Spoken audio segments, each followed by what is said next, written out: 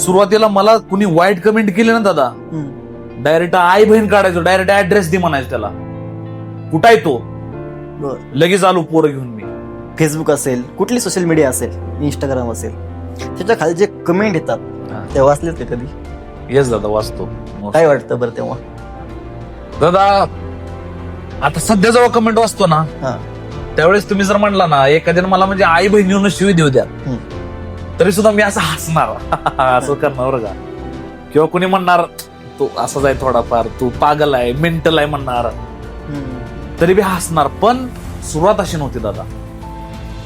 सुरुवातीला मला कुणी वाईट कमेंट केली ना दादा, डायरेक्ट आई बहीण काढायचो, डायरेक्ट ऍड्रेस दे म्हणायचं त्याला, कुठं आहे तो, लगेच आलो पोरं घेऊन मी.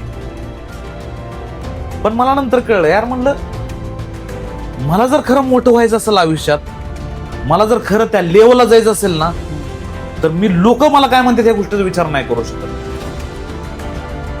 म्हणजे मलाच जाणीव झाली की लोकांनी कमेंट केल्या म्हणून मी टेन्शन घ्यायचं, मी रडायचं, मी स्वतःला वाईट समजायचं, कितपत योग्य आहे दादा?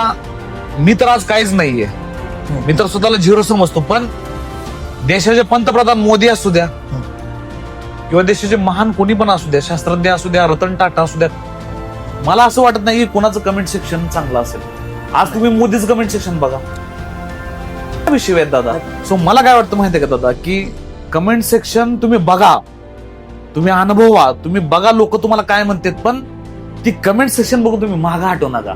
अरे रे रे मला तर लोक धमकी द्यायला लागली, अरे रे रे महेश मोठेला ना दादा.